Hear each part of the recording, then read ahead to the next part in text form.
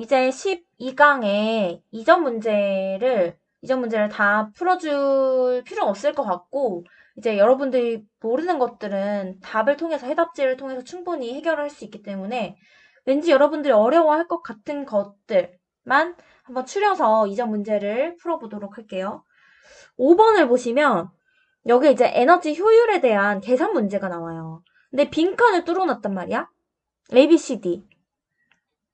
자, 생태 피라미드에서, 이거 지금 이 그림이, ABCD 그림이 생태 피라미드를 의미하는 건데, 생태 피라미드에서 보면 상위 영양 단계로 올라갈수록 에너지 양은 어떻게 돼? 에너지 양은 감소한다라고 배웠어. 왜냐면 중간중간에 해당 영양 단계가 가지고 있는 에너지 중에 일부는 세포호흡으로 빠져나가고 또 일부는 사체 배설물로 빠져나간단 말이야, 에너지가.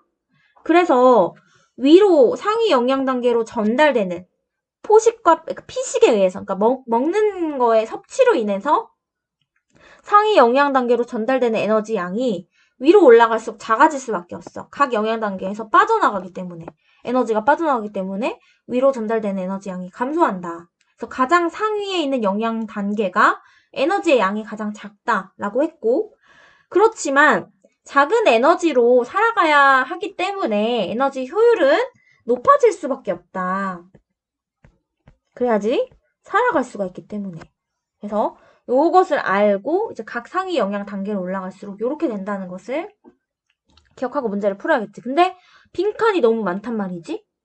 그래서 빈칸이 있는 게 여기 두 개가 이렇게 빈칸이 채워져 있잖아. 이 두 개를 기준으로 한번 해볼게.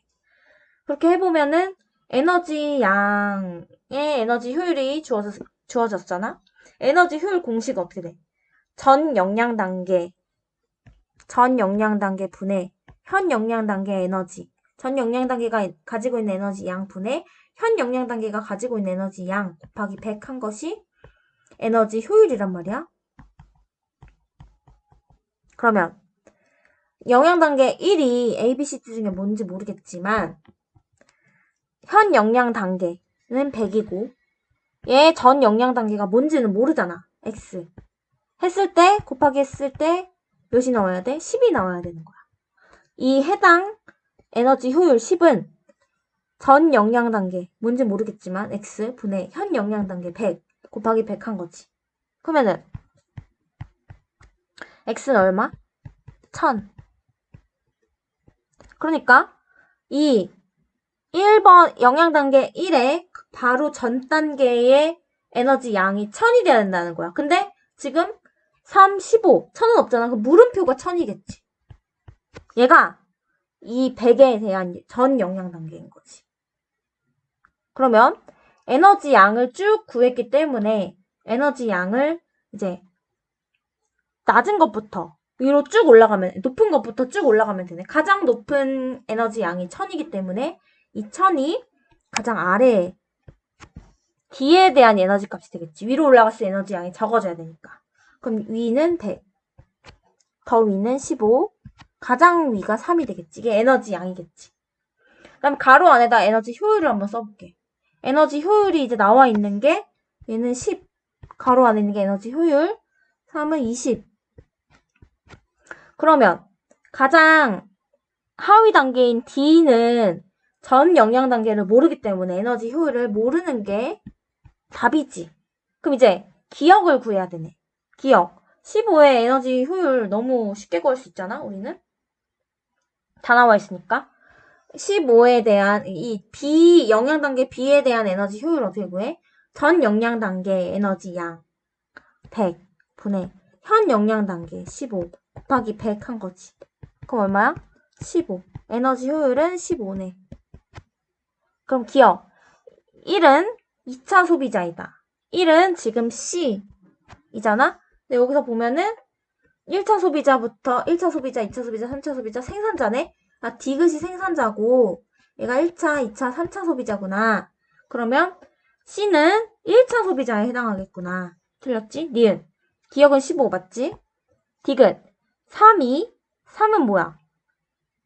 에너지 양이 3이니까 얘는 A가 되겠네. 3이니까 에너지 양이 1000이니까 얘는 D 생산자가 되겠네. 생산자는 세포호흡을 통해 열 에너지를 방출한 에너지 양이 1000이다. 자, D가 지금 1000을 가지고 있어. 그런데 이 1000을 몽땅 다 세포호흡에 사용할까? 이 1000 중에 일부를 세포호흡에 사용하고 일부는 고사량으로 버려지고 그 다음에 100만큼이 상위 영양 단계로 올라간 거잖아. 가지고 있는 에너지를 몽땅 다 쓸 리는 없었겠지. 위로 이미 100이 올라가는데 무슨 열 에너지를 방출한 에너지가 1000이 될 수는 없는 거지. 그래서 답은 2번이 되겠네. 그 다음에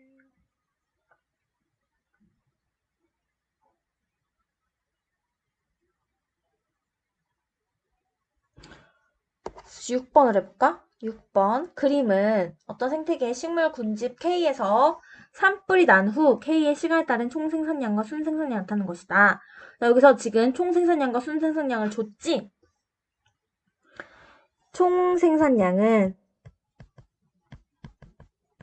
뭐 더하기 뭐야? 호흡량 더하기 순생산량. 그러니까 식물 군집이잖아. 식물은 광합성을 통해 합성한 총 유기물의 양을 자신의 호흡에 사용하고 남은 양을 순생산량이라고 한다라고 했잖아. 그럼 총생산량과 순생산량의 차이는 뭐야? 호흡량에 해당하기. 갭 차이는 호흡량에 해당하겠지. 그러면 기억. T1일 때 K의 호흡량은 총생산량보다 당연히 작지. 총생산량은 요만큼이고 호흡량은 이 중에 일부인 요만큼이기 때문에 호흡량이 더 작다. 니은 K의 생물량, 생체량은 구간 1에서가 구간 2에서보다 크다. 생체량은 천이 후기로 갈수록 증가하지. 왜냐면 천이 초기에는 개체가 별로 없고 천이 후기로 갈수록 개체들이 많아지기 때문에 생체량, 생물량은 구간 1보다 2에서가 더 큰 거지. 틀렸지. 뭐가 뭐에서보다 크다 할 때 이거 잘 봐야 돼. 이거를 너무 빨리 읽으면 안 되고 천천히 음미를 해야겠지. 뭐가 뭐에서보다 크다. 디귿 이 생태계에서 1차 소비자의 호흡량은 K의 순생산량에 포함되지 않는다. 자, 여기서 이제 호피고생이 나와야겠죠. 전체가 총 생산량이고 이 중에 일부는 호흡량, 호, 피, 고, 생이란 말이야. 그런데 이 호피 고생을 다 더한 게 순생산량이 되는 거고 이것이 식물이지. 식물의 물질의 양이 되는 거지. 이 중에서 1차 소비자는 얼만큼의 유기물을 가져가? 식물이 피식당한 양, 바로 요만큼이 1차 소비자의 전체 유기물의 양이 되는 거야. 1차 소비자. 1차 소비자의 전체 유기물의 양은 식물의 피식량에 해당한다. 그러면 1차 소비자도 마찬가지로 요것을 섭식했지. 섭식량 중에 일부는 소화시키지 못하고 노폐물로 배설되지. 이것을 배출량이라고 하고 나머지는 이제 동화량이 되겠지. 나머지 배출량을 제외한 나머지는 이제 소화시킨 양, 흡수시킨 양. 자신이 이제 소화를 통해서 흡수를 시킨 양 중에 일부를 호흡에 사용하고 일부는 마찬가지로 피식당하지. 1차 소비자는 2차 소비자에게 피식당하니까. 그리고 일부는 이제 자연사하고 나머지를 생장에 사용한다. 피자생, 호피자생. 그러면 문제에서 1차 소비자의 호흡량은 얘는 K의 이 식물 군집의 순생산량에 포함되지 않는다가 아니라 포함되지. 순생산량의 일부인 피식량의 또 일부인 게 바로 1차 소비자의 호흡량이잖아. 일부의 일부네. 그러니까 포함된다가 맞는 거지. 이런 문제가 나왔을 때 헷갈린다 싶으면 그림을 그리세요. 그림을 그려야 된다는 것은 다 외워야 된다는 거지. 내가 정확히 외울 때에 그림을 그릴 수 있는 거니까. 답은 5번이 되겠죠? 포함되지 않는다라고 했으니까 틀린 거네. 틀린 거지. 포함된다. 그래서 답은 1번. 옆에 있는 8번을 볼까? 생태 평형. 생태계 평형을 유지할 때, 그러니까 생태계는 자신의 이제 평형을 유지하려는 습성이 있다. 일부 개체가 갑자기 확 늘어났을 때 생태계 평형이 잠시 깨지지만 스스로 회복 능력이 있어서 다시 생태계 평형을 유지하게 된다. 그 생태계 평형이 유지되는 그 과정을 그린 거지. 그러면 여기서 1차 소비자가 일시적으로 증가를 했네. 개체 수가 일시적으로 증가했어. 1차 소비자는 위아래에 껴있기 때문에 1차 소비자가 증가했다는 것은 생산자에게도 영향을 주고 2차 소비자에게도 영향을 준단 말이야. 생산자와 2차 소비자 중에 하나라고 했지. 1차 소비자가 증가하면 아래에 있는 생산자는 어떻게 돼? 자기를 먹는 애들이 늘어났으니까 감소하겠지. 감소. 그러면 감소한 애가 생산자가 되겠네. 1차 소비자가 증가하면 2차 소비자는 어떻게 돼? 뭐 옳았구나. 먹이가 증가했으니까 2차 소비자 증가하겠지. 증가하는 거 보이지? 이렇게. 그러면 2차 소비자가 증가했다는 것은 얘는 이제 1차 소비자에게 영향을 미치. 2차 소비자와 1차 소비자가 붙어 있으니까 2차 소비자가 증가했기 때문에 1차 소비자가 증가한 기쁨도 잠시 감소하게 되겠지. 감소해. 얘가 감소했다는 것은 중간에 껴있기 때문에 위아래 영향을 주지. 1차 소비자가 감소하면 생산자는 감소하지. 1차 소비자가 감소하면 자신을 먹는 포식자가 감소한 거니까 생산자는 증가하고 먹이가 부족하니까 2차 소비자도 감소하는 것을 볼 수가 있죠. 기억. 기억이 가지는 에너지 일부가 유기물 형태로 1차 소비자에게 이동한다. 기억은 생산자. 생산자의 에너지 일부가 유기물의 형태로, 화학 에너지 형태로 1차 소비자로 이동하지. 생산자가 광합성을 통해 합성한 유기물을 1차 소비자가 먹음으로써 전달되게 되는 거니까 유기물 형태 맞지? 니은. T1에서 T2 되는 과정 동안, 여기 동안에 니은의 2차 소비자 에너지 효율은 감소한다. 에너지 효율 공식을 알아야겠지? 2차 소비자의 에너지 효율은 전 영양 단계, 즉 1차 소비자의 에너지 분의 현 영양 단계, 2차 소비자 곱하기 100한 개, 2차 소비자의 에너지 효율이지.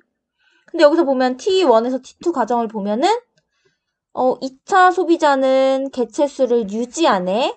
2차 소비자는 그대로인데 1차 소비자가 감소했어. 1차 소비자의 개체 수가 감소했어. 그럼 개체 수가 여기 보면은 이게 있는 거야. 그래서 각 영양 단계에서 개체당 에너지 양이 같다 그랬지. 개체당 에너지 양이 같다는 것은 개체가 감소하면 에너지 양도 감소한다는 얘기야. 여기 이 표에서 말하는 증가 감소는 개체 수를 의미하는 거고 문제에서 물어보는 것은 에너지를 물어보는 거잖아. 개체당 에너지 양이 같다 그랬으니까 개체가 감소하면 1차 소비자의 에너지 전체 양이 감소하겠지. 그럼 에너지 효율은 증가하겠지. 에너지 효율은 감소한다라고 했으니까 틀린 거지. 증가한다. 그래서 문제를 잘 읽어봐야 된다는 거야, 내 말이. 각 영양 단계를 구성하는 개체들의 종 다양성이 클수록 생태계 평형이 뻔한 말이지. 생태계 평형은 종 다양성에 비례하지. 왜냐면 종이 많으면 많을수록 어떤 한 종이 멸종되더라도 다른 종들이 다른 종을 먹잇감으로 살아갈 수 있기 때문에. 그러니까 종이 다양하다는 얘기는 먹이 그물이 복잡하다는 얘기지, 한마디로. 그래서 쉽게 생태계 평형이 깨지지 않는다. 한 종이 멸종하더라도 안정적으로 유지된다. 그게 맞는 얘기지. 그래서 답이 4번이 되겠죠. 나머지 2번 문제들은 다 할 수 있을 것 같아서 3점 문제로 넘어갈게요. 3점 문제 1번. 그림가는 어떤 생태계를 구성하는 생산자에서 물질 생산과 소비의 관계를 나는 에너지 흐름의 일부를 나타낸 것이다. 기억과 니은은 피식량과 호흡량 중에 하나고 A, B, C, D는 에너지를 나타낸 것이다. 자, 호피고생. 문제 너무 쉽다. 총생산량에서 순생량을 뺀 거 호흡량이지. 그 다음에 호피고생이니까 얘가 피네. 피고생. 그러면은 기억과 니은은 모두 생산자가 광합성을 통해 합성한 유기물의 총량에 포함된다. 기억과 니은은 생산자가 광합성을 통해 합성한 유기물의 양의 총량. 이게 뭐야? 이게 총생산량이잖아. 기억과 니은이 모두 총생산량에 포함되는 거니까 맞는 보기지. 니은. A는 니은에 의한 에너지 양이다. A는 니은에 의한 에너지 양. 니은은 피식량인데 A는 생산자가 세포 호흡을 통해서 방출하는 열 에너지잖아. A는. 그러니까 A는 뭐야? 기억에 해당하는 거지. 호흡량이지. 호흡량. 피식량이 아니라. 그러면은 피식량은 뭐겠어? 비겠지. 비. 생산자 입장에서 피식된 양이니까 요 B가 니은이 되겠네. 디귿. C와 D를 더한 값. C와 D. C는 뭐야? 호흡량. 호비자의 호흡량. D는 사체 배설물로 나간 양. 더한 값은 B의 값보다 크다. B는 피식량. 보다 C와 D를 더한 값은 B의 값보다 크다? B는 뭐야? B는 C 더하기 D지. 왜냐면 소비자로 들어온 에너지만큼 나가야 되니까. 들어온 만큼 나가야 되니까 B가 들어왔으니까 B만큼 나가야 돼. 그 C, D 더한 게 B랑 같아야 된단 말이지. 더한 값은 크다가 아니라 같다가 되겠지. 답은 1번. 2번. 그린 가는 어떤 안정된 바닷가 바위 생태계에서 먹이 그물 일부 나타낸 거고 나는 불가사리를 제거하기 전과 제거한 후에 생물 종수를 나타낸 것이다. 불가사리를 제거하기 전에 생물 종수가 이만큼이었어. 종수가 많았어. 근데 불가사리를 제거하자 생물 종이 갑자기 급격하게 거의 반토막이 났네. 생물 종이 많이 죽었다는 얘기네. 그럼 불가사리가 이 지역에서 굉장히 중요한 영향력을 나타냈다는 거네. 그러면 기억. 홍합에 바로 문제로 들어가. 홍합의 개체수가 일시적으로 증가하면 홍합 어디 여기 있네. 개체수가 증가하면 고등의 개체수는 감소할 것이다. 홍합이 증가하면 먹잇감이 많아지니까 고등은 늘어나겠지. 먹잇감이 많아지니까. 감소가 아니라 증가. 니은 종다양성은 불가사리를 제거하기 전과 후에 감소하였다. 종다양성은 종수에도 비례하고 종균등도에도 비례하지. 종다양성은 두 가지로 측정할 수가 있는데 종풍부도 종수가 얼마나 많으냐. 종균등도 각 종이 얼마나 균일하게 분포되어 있냐에 비례한단 말이야. 근데 불가사리를 제거하기 전보다 후에 종수가 감소했기 때문에 종다양성은 감소했다고 볼 수 있지. 감소했다. 불가사리는 핵심종. 핵심종 우리 잊고 있었던 이 핵심종 뭐야? 핵심종의 정의. 비록 우점종처럼 개체수가 많은 것은 아니지만 개체가 이 군집이 그 군집을 유지하는데 굉장히 영향력을 미치는 종이 핵심종이잖아. 불가사리는 가장 상위 영양 단계이기 때문에 개체수가 많진 않을 거란 말이지. 개체수가 많지 않지만 불가사리를 제거했을 때 생물 종수가 반토막이 난 것으로 보아. 아, 이 종은 굉장히 영향력이 있는 종이구나. 핵심종에 해당한다. 라고 이해할 수가 있겠죠. 답은 5번. 3번. 그림은 에너지 평형을 이루고 있는 어떤 생태계에서 일어난 에너지 흐림. 에너지 평형을 이루고 있다라는 얘기는 들어온 양만큼 나간다라는 것. 이것이 잘 이제 흐르고 있다. 상대값을 나타낸 것이다. 생산자, 1차 소비자, 2차 소비자 중에 하나고 기억은 에너지 양이다. 요거 계산 문제네. 요거 한번 풀어볼까? 태양의 에너지 양이 이거 상대값이잖아? 2만이고 이 중에서 19,750만큼이 반사돼서 나갔어. 생태계로 이 생물적 요인으로 들어오지 못했네. 그러면은 얼만큼 들어왔다는 얘기야? 2만에서 19,750을 빼야지. 250만큼 이 들어왔다는 거지. 그러면 가장 먼저 태양 에너지를 공급받는 A가 뭐야? 생산자겠지. 그리고 생산자의 에너지를 뺏어가는 애는 1차 소비자가 되겠고, 1차 소비자를 섭취함으로써 에너지를 뺏어가는 애가 이제 2차 소비자가 되겠고, 사체 배설물을 좋아하는 애가 분해자가 되겠네. 분해자. 그러면 생산자의 에너지 양은 얼마야? 생산자가 가지고 있는 에너지 양. 250만큼 받았으니까 생산자가 가지고 있는 에너지 양은 250이겠지. 250이 들어왔으니까 나가는 것도 250이어야 되지. 130이 열 에너지로 나갔고 100이 사체 배설물로 나갔으니까 나머지 20만큼이 1차 소비자로 먹힘으로써 전달됐겠지. 그럼 1차 소비자의 에너지 양은 20이 되겠고 그 다음에 뭐야 기억만큼이 나갔으니까 이제 1차 소비자에서 2차 소비자로 얼마만큼 나갔는지 모른단 말이야. 그러면 2차 소비자는 3만큼이 열에너지로 나갔고 1만큼이 사체 배설물로 나갔지? 나간 게 4네? 그럼 들어온 것도 4겠지.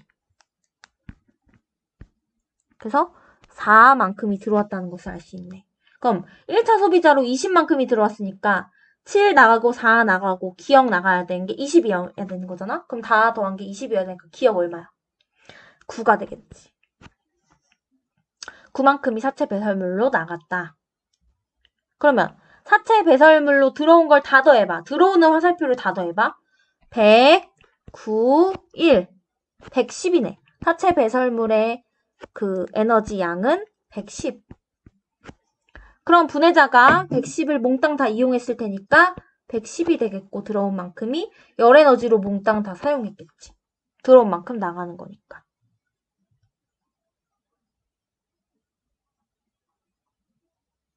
만약에 여기 지금 나와 있진 않지만 이만큼이 4였다고 해볼까? 그럼 어떻게 달라질까? 그러니까 이거야. 지금 이 화살표를 여기서는 그림에서 나타나지 않았지만 어떤 문제는 이렇게 화살표를 줄 수도 있단 말이야. 이건 뭐냐면 분해자를 떠올려봐. 뭐 세균, 버섯, 곰팡이 이런 애들이 분해자잖아. 분해자도 죽잖아. 분해자도 사체 배설물 생기잖아. 사체 생기자. 버섯도 사체 있고 그다음에 세균, 곰팡이 얘네들도 사체가 있잖아. 얘네들도 사체 배설물이 생긴단 말이야. 그래서 사체 배설물을 다 더한 값은 얼마가 돼? 이 들어오는 화살표를 다 더한 거. 100, 9, 1, 4까지 다 더한 거. 114가 되겠지. 그럼 114가 이 사체 배설물의 양이 되는 거고 얘는 114를 이용하겠지. 그런데 114 중에 4만큼은 분해자 입장에서 들어온 만큼 나가야 되는데 4만큼이 이제 사체 배설물로 나갔으니까 110이 열로 나간 거라고 볼 수 있겠지. 이렇게 계산을 해야 된다는 거야. 만약에 화살표가 이렇게 분해자의 사체 배설물 화살표가 있다면. 그러면 기억 9. 니은 2차 소비자 에너지 효율. 2차 소비자는 2차 소비자의 에너지 효율은 공식은 2차 소비자를 기준으로 전 영양 단계 1차 소비자의 영양 단계의 에너지 20 현 영양 단계 4 곱하기 100 하면 5 20%네. 맞지? 디귿 생산자의 총 생산량 분의 순 생산량 값은 이 총 생산량과 순 생산량은 유기물의 개념이야. 총 생산량은 생산자가 그 광합성을 통해 합성한 총 유기물의 양이고 순 생산량은 총 생산량에서 호흡량을 뺀 거잖아. 근데 이제 이거는 이 그림은 에너지 그림이란 말이야. 그러니까 유기물의 양이 곧 에너지 양이잖아. 유기물은 유기물 1g당 가지고 있는 에너지의 양이 일정하잖아. 예를 들면 뭐 단백질 1g당 에너지는 4kcal 이런 식으로 지방은 1g당 9kcal 이런 식으로 가지고 있는 유기물의 질량당 에너지 양이 일정하기 때문에 총생산량, 순생산량을 구할 수 있는 거지. 유기물의 양과 에너지 양이 비례하니까. 총생산량. 그러면 생산자가 가지고 있는 총 에너지 양을 구해라 이거지. 생산자의 총 에너지 양은 250만큼 들어왔으니까. 이 중에서 순생산량이라는 거는 250에서 호흡으로 빠져나간 양을 뺀 거지. 호흡으로 130이 빠져나갔잖아. 그럼 250 빼기 130은 120만큼이 순생산량 남은 거지, 남은 양.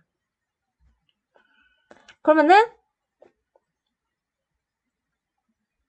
2분의 1을 125니까 120이니까 2분의 1보다 작다가 맞는 거지. 그래서 답은 기역, 니은, 디귿이 되겠지. 4번 질소순환이 나왔구나. 질소순환 나오는 거고 A, B, C는 이거 중에 하나다. 그러면 여기서 생산자가 이용하는 애는 이온이 되겠지. 하나는 암모늄 이온, 하나는 질산 이온이 되겠지. 근데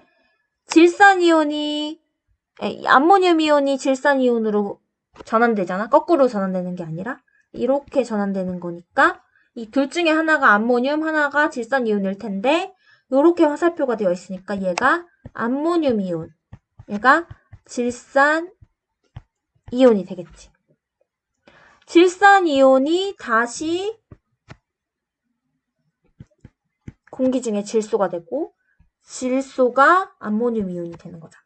이렇게 돌고 돈잖아. 순환하잖아. 그럼 기억이 뭘까? 공기 중에 있는 기체 상태의 질소를 이온으로 바꿔주는 거. 질소 고정 작용.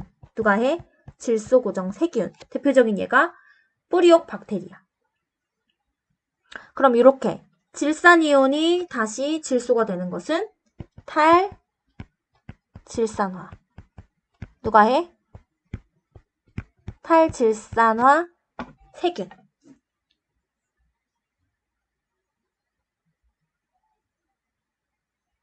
그 다음에 니은은 뭘까 그럼?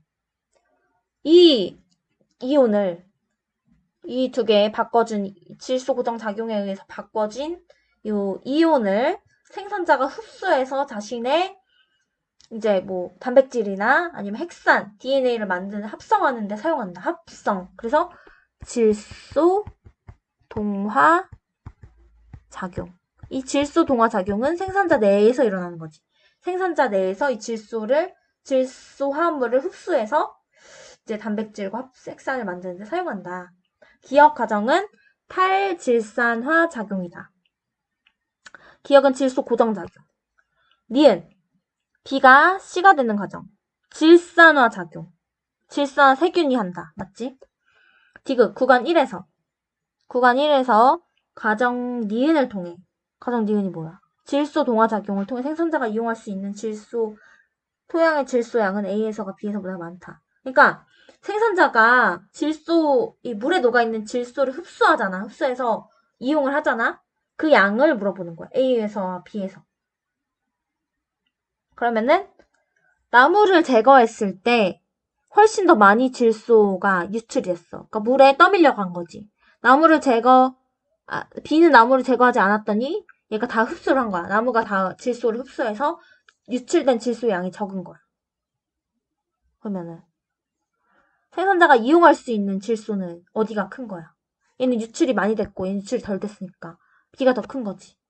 B에서보다 많다가 아니라 적다지. 답은 니은. 5번.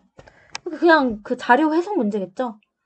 생물 다양성 보전을 위한 방안 중 하나다. 1997년 12월 기후변화 협약 총회에서 지구온난화 규제 및 방지를 위한 기후변화 협약을 맺었다. 그래서 온실가스 감축 목표치를 규정했다.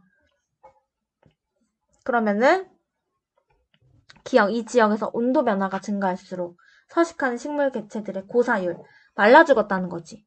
온도 변화가 증가할수록 고사율도 증가했네? 고사율이 감소했다 아니죠? 그냥 그래프 해석 문제야. 니은, 기억은 국제적 수준의 생물 다양성 보전.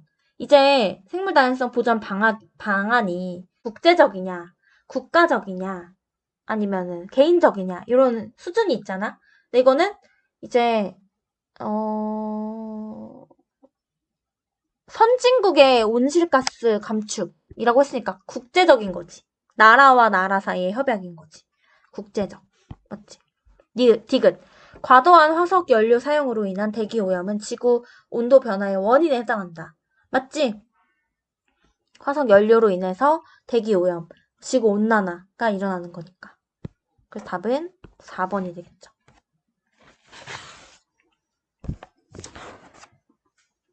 그 다음에 6번.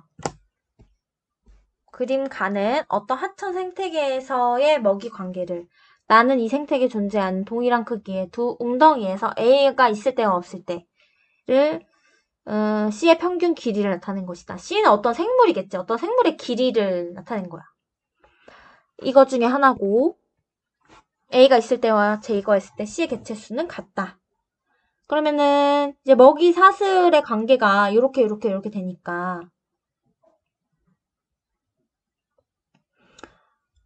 C가 뭐겠어? 생산자.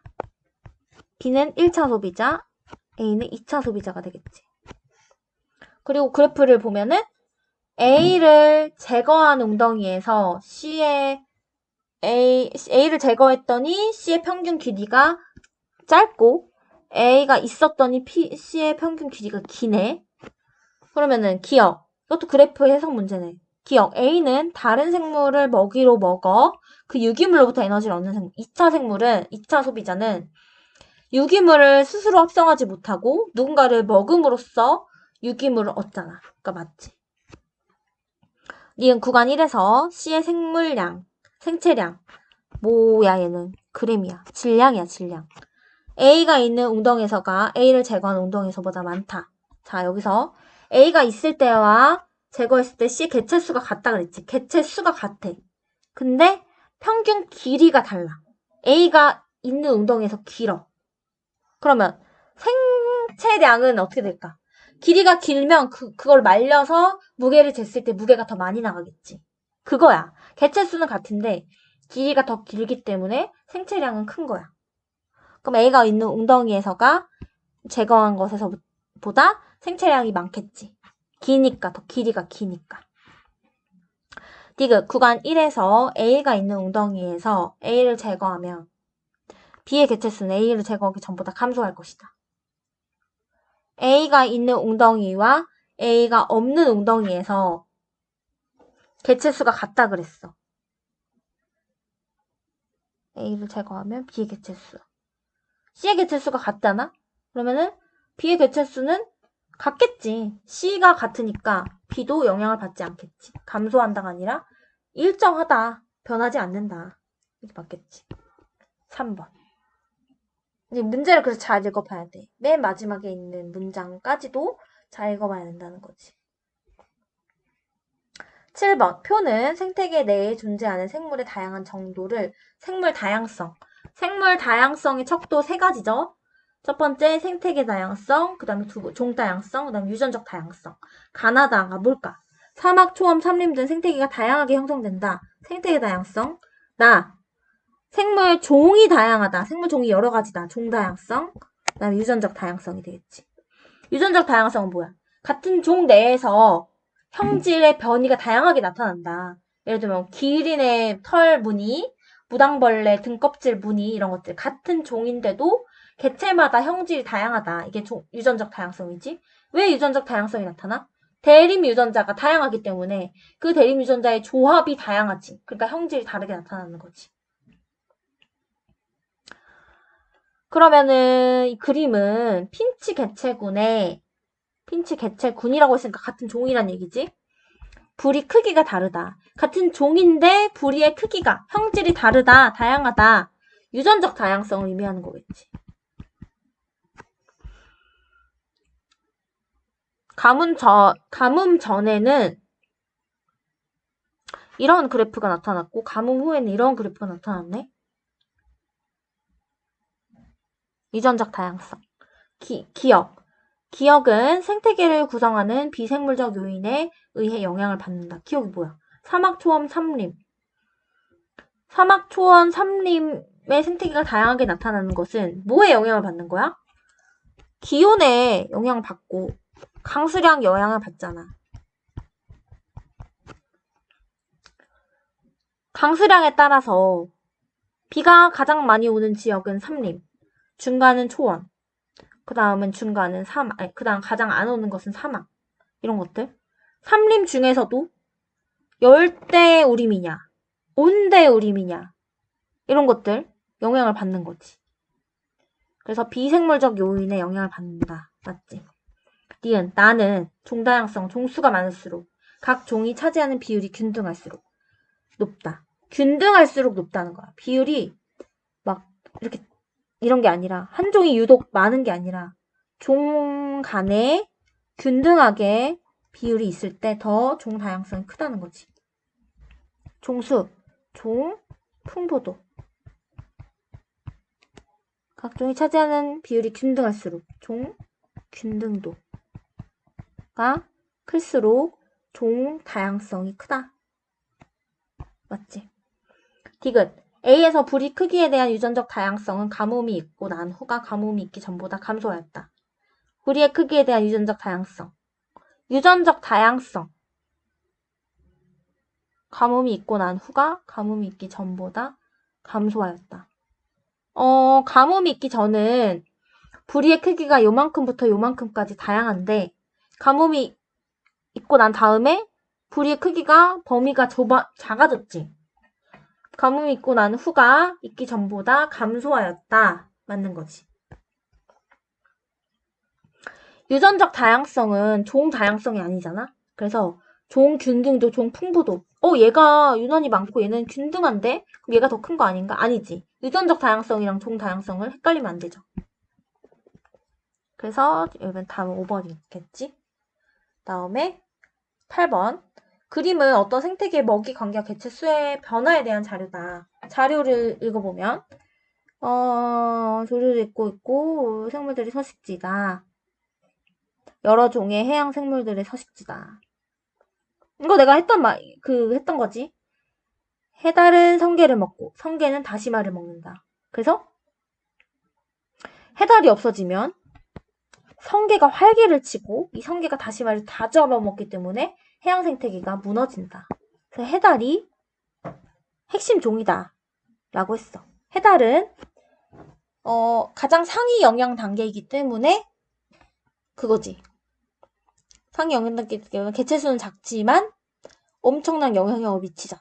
그래서 핵심 종이다 라고 말했고, 무분별한 해달 사냥으로 인해서 파괴가 됐다. 기억은 생물 다양성 중 종 다양성에 해당한다. 여러 종의 해양 생물이라고 했으니까 종 다양성 맞지? 니은은 생물 다양성 감소 원인. 무분별한 해달 사냥. 이렇게 해달을 무분별하게 사냥하게 되면 생태계가 망가진다. 생물 다양성 감소 원인에 해당하지. 디귿. 파괴된 켈프 숲의 복원에 대한 해결 방안으로 해달을 재도입하는. 해달이 없어졌기 때문에 해달을 재도입하면 이제 해달이 성게를 잡아먹고 어느 정도 성게가 개체수가 되면서 다시 해양 생태계가 원래의 그걸 차지하겠지. 원래의 모습을 회복하겠지. 뻔한 얘기죠. 그래서 여기까지 이제 여러분들 다 꼭 이 수능특강 꼭 풀어보시고 시험 잘 보셨으면 좋겠어요. 수고 많으셨습니다.